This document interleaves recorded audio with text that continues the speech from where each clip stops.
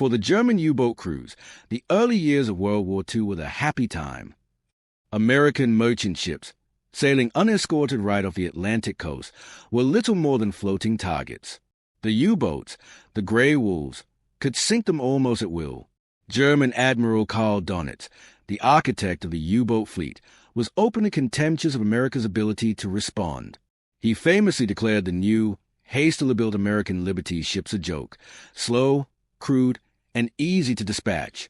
Donitz was confident his U-boats could starve Britain and break America's ability to wage war before the Allies could mount any viable defense. His strategy was sound, his crews were elite, and the sinking numbers were terrifying. He was, however, dead wrong, because America didn't just build a ship.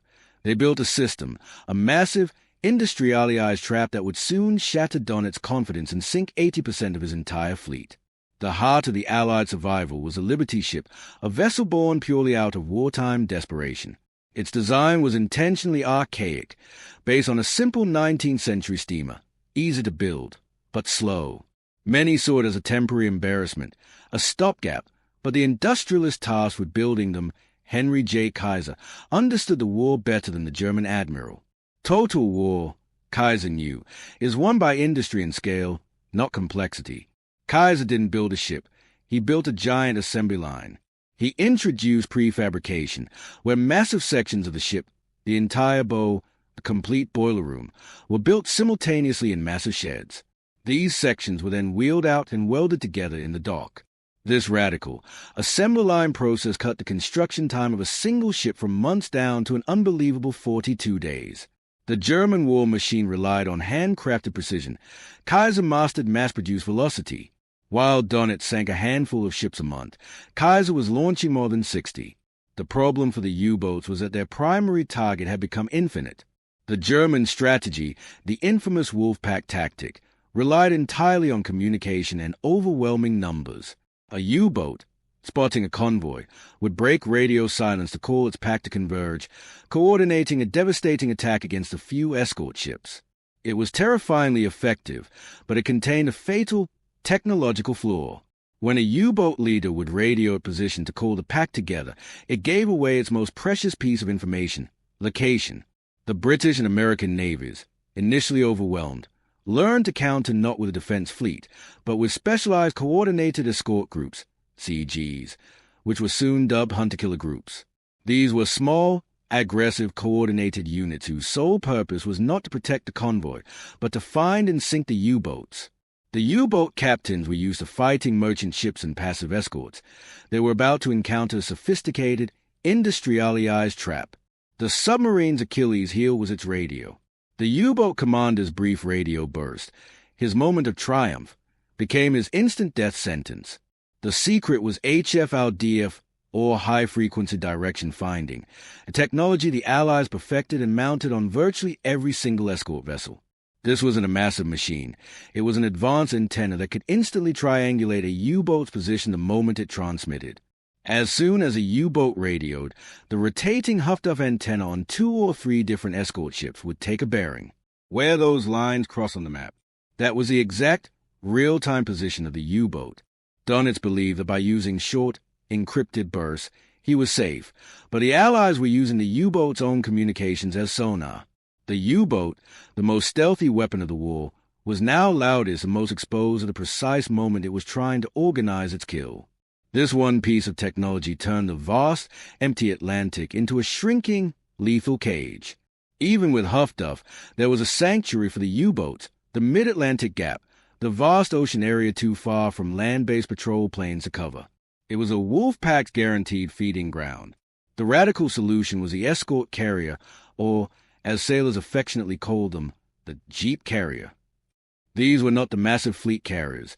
They were small, slow, under-armored, and built on Liberty ship hulls. They were essentially disposable floating A-fields, carrying a squadron of Grumman TBF Avengers equipped with depth charges and the newly perfected centimetric radar.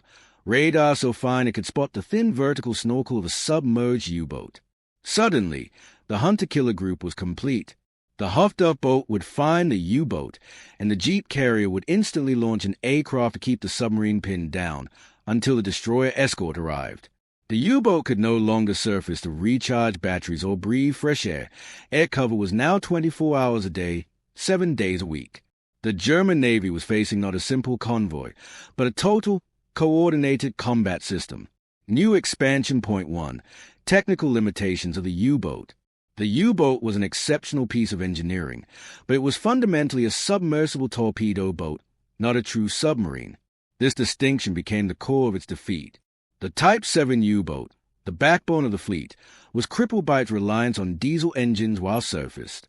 While underwater, it ran on heavy, short-lived electric batteries.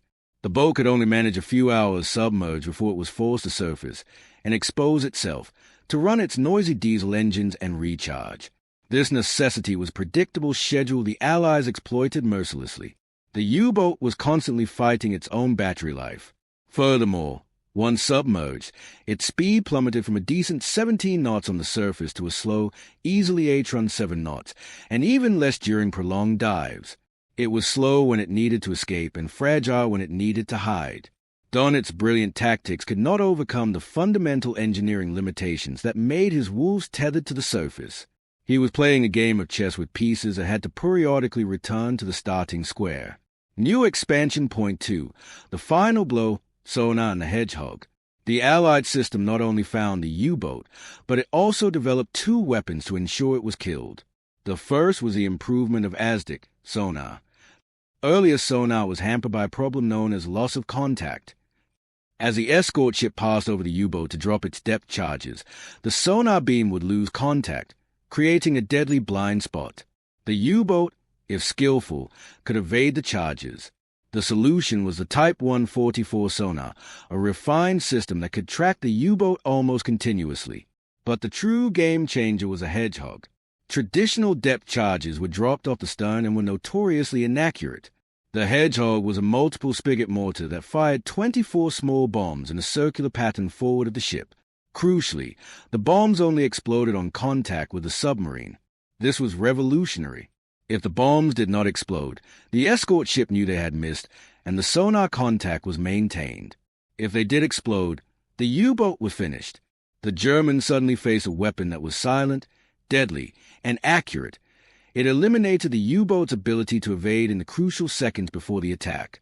The combination of Huff-Duff locating the target, the jeep carrier forcing it down, and the hedgehog guaranteeing the kill created a kill chain the Germans could not break. The devastating shift arrived in May 1943, a month forever known by U-boat crews as Black May. In this single, brutal period, the German Navy lost a shocking 41 U-boats, more than a quarter of their entire operational fleet. The sinking rate was completely unsustainable. Donitz and the German High Command were in disbelief. Their best submarine commanders were vanishing without a trace.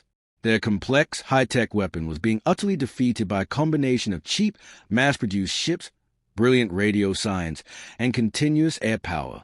The losses were so catastrophic that Admiral Donitz was forced to issue the unthinkable order, withdraw the wolf packs from the North Atlantic. He would later pivot the U-boats to try and sink the escorts instead of the merchants, recognizing the source of the problem. But it was too little, too late. The American shipyard, the one the Germans had laughed at, was now launching ships faster than the U-boats could possibly sink them. The Battle of the Atlantic, the longest and arguably most critical campaign of the war, was over. The ultimate irony is that the despised, slow Liberty ship achieved something far more profound than just winning the war. After 1945, these ships were immediately converted to carry humanitarian aid, food, medicine, and vital supplies to a starving, war-torn Europe. The vessel that was supposed to be a wartime joke became the engine of global recovery. The defeat of the U-boat was a complex, hidden victory of logistics and technological strategy. It was a lesson in total war that the Axis never learned. It doesn't matter how brilliant your single weapon is if the enemy can overwhelm you with a superior, mass-produced system. If you were shocked by the scale of this hidden victory, hit that like button and subscribe to WW2 Tales. Up next, the German secret weapon that was instantly nullified by a tank commander's tape measure. We'll show you how a piece of paper beat the most feared rocket launcher of the war.